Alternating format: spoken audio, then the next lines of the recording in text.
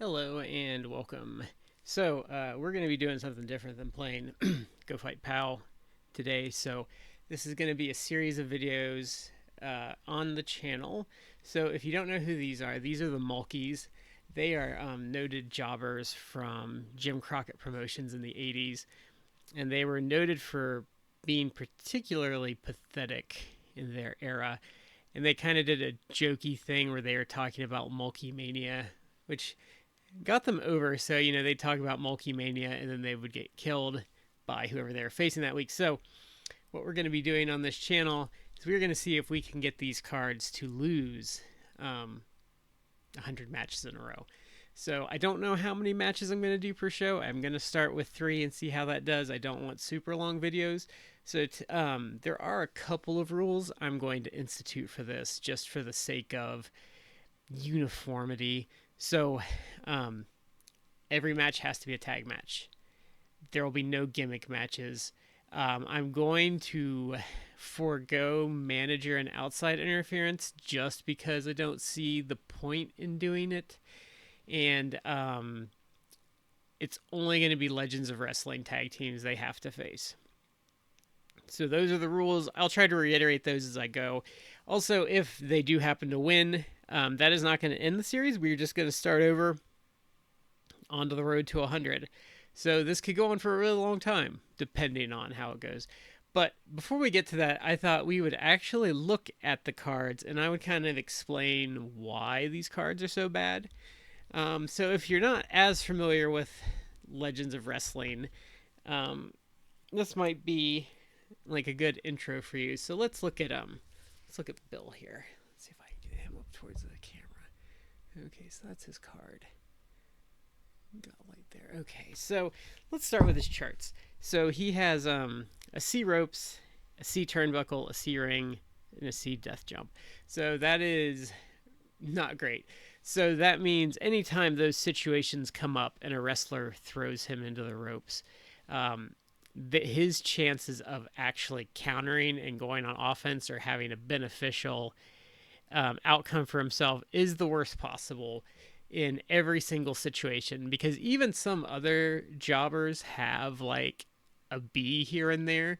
So he has very weak chances of countering anything. And now let's go look. His agility is a +2. That's actually not terrible. I mean, it's not good, but he could actually get some reversals on people like your King Kong Bundys, your really big guys that might have like a +3. I don't think like having more than a +2 is super uncommon, so he might be okay there. Power is a +4. That's almost as bad as power can get in this game. I think +5 is the limit. Just if you don't know and you're new to the game, the lower your power rating is, the better. So you want like a -5 is the best you can get, and a +5 is the worst. Okay, disqualification's a 2, so you don't really want those guys getting disqualified. So that's understandable. Cage match of an 8, you're not going to put these guys in cage matches. So let's actually look at his level 1 offense here. So he has a snapmare 1, side headlock 1, kick to midsection 2. That's actually not out of the ordinary for a wrestler.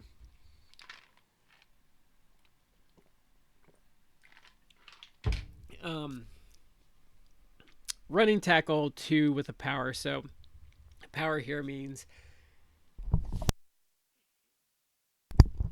sorry, I had to cough, means to get this move successful, he has to have the same power or better than his opponent. So he's not going to have much success with that move. Body slam 2 power, same thing. And then monkey flip 3 with an agility. So there he might have some success there, like a King Kong Bundy he might get down. So with 2 powers, that means he's going to get countered a lot here. So what you want to see in a good offense is getting to the next level. You want to reliably get them down to level 2 defense, or even like a level 3 defense. And he might have some limited success there. depending on who the opponent is. So some of the bigger guys he might actually get down, but usually the bigger guys have really good defenses, so that might go poorly for him. So we'll go on to the next step of his offense. So he has wild slap to the face 1. That's not what you want to see on level 2 offense, because if this 1 here means that it goes back up to level 1 defense, and he already has trouble moving someone along. So that's a bad backslide for him. Wind up punches 2 and elbow smash 2. Those are okay. Usually in that 3 slot, though, you don't want a straight up like 2 move. You usually want a chart attempt there. But that's just me. Some people more deeply into the mechanics might disagree with that, but usually I think the good cards tend to have a chart move there. So 4 into the ropes. So this could go either or. The problem they have there is there's not a C here, which means a choice. So if you have a choice there, you can choose to go for that, or you can choose not to and then go back up to the next stage of offense. And depending on your opponent, you might not want to throw them into the ropes. So that's not great. 5 into the turnbuckle C. This is terrible. You don't want cards with a chart on 5. You typically want to see like a 3 move there, or at worst a choice, like a choice chart move, which would be like, oh, you do this move and try and get better than their power. Okay, drop kick 2, choice C. Again, this is terrible because he can't get someone down to level 3 defense reliably. Like, this should be a straight up 3 move. So he has to go to this choice chart here, which I actually have with me. So he has to go to this choice situation here. So a choice C, and they've updated these moves over the years, so it's going to look weird for someone of their era. So he would either try a moonsault 3, which is he has to roll a 7 plus or minus the opponent's agility. That could be easy to do or not. And then his other choice is a shoulder ram 2, which is 7 plus or minus the opponent's strength. So yeah, you don't want a choice there. You want to be able to just like straight get them down, because otherwise things can go against you. Because what makes a card good here is reliably being able to control risk. And this card does not do that well so far. So let's go and look at his level 3 offense. So a hip toss 2 and a leg drop 2. That's the one move that's pretty standard. I don't think cards are great when they have a straight up 2 on their 1 roll here. And a leg drop in the second spot, that's awful. Usually you should have a death jump or an out of the ring there. So he's going to get kicked back to level 2 defense on his opponent a lot. So really going to be hard to keep momentum going there. Crossbody block 3, choice H. That's pretty bog standard. You don't really want to see it in the 3 spot, in my opinion. You want to see it in the 2, but that's not terrible. Out of the ring choice, that's pretty standard there. Nothing great there. Clothesline 3, pretty standard again. And a 6 double back drop 3 tag. So this isn't great because you want a finisher there. So he has no way to reliably get someone's pin, and he's gonna have trouble really keeping it going here. So let's go look at his defense. So on level 1, he has a hurt 2 on 1 and 2, a dazed 1 tag, a dazed 1, a hurt 2, and a Bill Mulkey 1. That's actually slightly better than I thought. All those hurts are not what you want to see, but he's not a total disaster there. Definitely worse than most people in the game. But, you know, it could be worse. It could be his level 2 defense, which is really bad. So on here he has a 1 down, 2 hurt 2, a 3 a hurt 2 with a tag in parentheses. So this means if he rolls this move, you can roll your dice and see if he tags out on a 6 or less.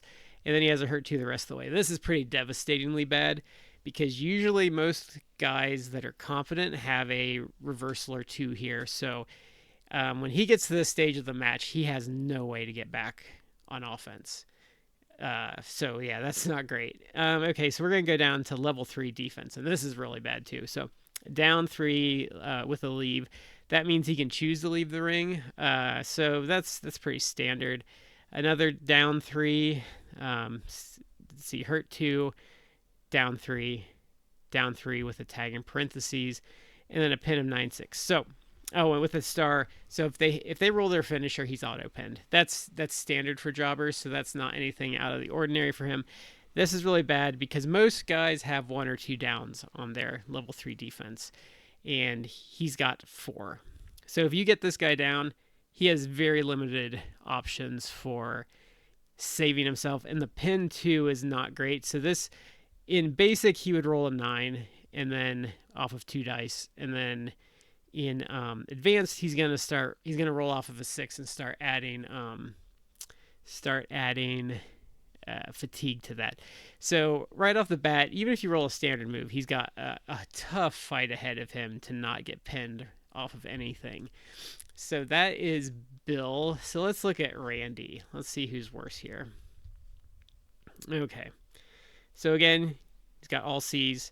As I explained earlier, that's not great. It's going to make it really hard for him to get back to have good results on those charts. Disqualification of 2, pretty standard. +3 both ways, so that's slightly different than Bill. His power is not as bad, but these are still abysmal. Like most guys, he's not going to get one over on with these numbers. And on the choice situation, like I said before, so that there's like 7s, you have to add 3. So he would have to roll, he would have to roll an 11 or a 12 to get out of that choice C agility move. Cage match of 9, obviously, like you're not gonna put these guys in cage matches. So let's look at his offense. Eye rake 1, arm drag 1. That's pretty standard. Single leg takedown 2, power. That's pretty standard there. But again, with that power choice, he's going to have some trouble. Drop kick 2, agility, same thing. Yeah, he's going to struggle there. And I think the power will hurt him more than the agility, because I think guys might have lower agility, like have a worse overall agility, so he might be okay on this. And then back body drop 2, choice A. So that's either throwing them in the ropes or doing a belly to belly 2, which is 8 or lower on a roll off of their power. So that's gonna, usually I throw them into the ropes in those situations unless they're really good. And then a double clothesline 3, power tag. So this is really bad because his level 3 can get countered a lot. So he's probably going to get countered most of the time on this offense. So let's go look at his level 2. Vertical suplex 2, power. Again, that's going to blow up in his face a lot. Arm wringer 2, kick to the knee 2, flailing punches 2. That's not great. You don't want guys with 2 moves in the 3 slot, and especially the 4 slot. I mean, there's guys that have a 3 move in the 4 slot. And then into the turnbuckle. Again, the bad part here is he doesn't have a choice, so he has to throw someone into the turnbuckle. And if they have an A in the turnbuckle, that's probably going to hurt him more often than not. And then in the 6, you have a body slam 3, choice D. That's actually not terrible, because on the choice D, you get rolls of 9 plus or minus agility or power. So that gives him more leeway. So he might have an okay shot of getting someone to level 3 defense with that. But it's not a great level 2 offense. Like so far, I would say Bill has a better level 1 offense and Randy has a better level 2 offense. So elbow drop 2, bear hug 2. Again, the 2 slot having a 2 move is really bad. The 1 is whatever. I don't think that's ideal. Death jump 3, choice. Out of the ring choice. That's not terrible on either of those because he has the choice. I don't like having a chart on the 4 spot for guys usually, but it could be worse. Then running forearm 3, back elbow slingshot 3 tag. Um, yeah. No finisher, which is really bad. So he's about the same as Bill on that front. So let's go look at his defense here. So he has a hurt 2, dazed 1 tag, hurt 2, hurt 2, Randy Mulkey 2, dazed 1 tag. So this is actually better than Bill. So if he reverses here, he goes to level 2 offense, which is a good outcome for anyone on a reversal.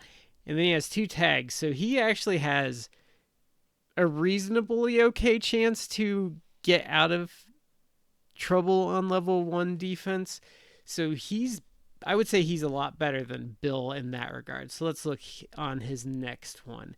So hurt 2 tag, hurt 2. Having a tag is helpful again because he can get out of trouble.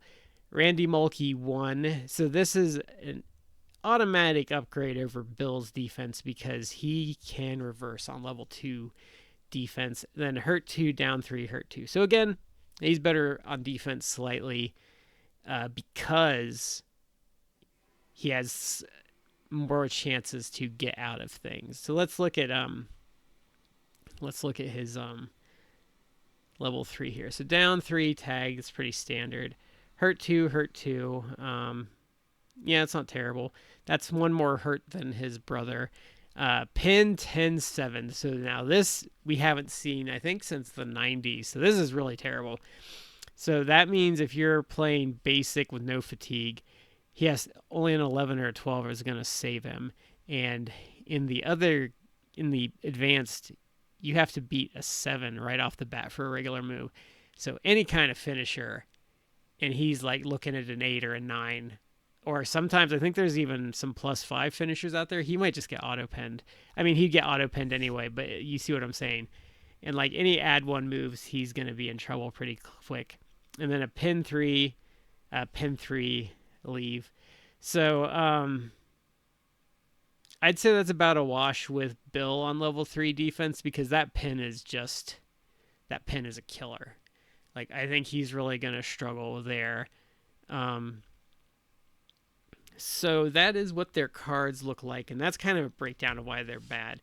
I do think they are probably towards the bottom all time in cards by design, obviously. So let's kick this challenge off. We're gonna do a match to end this video just because I think it'll be fun. But let's bring out their opponents. These are actually my Southern Tag Team champions. So we have Jackie Fargo, and we have Jimmy Valiant. Will be their first opponents in this challenge. So let's roll here.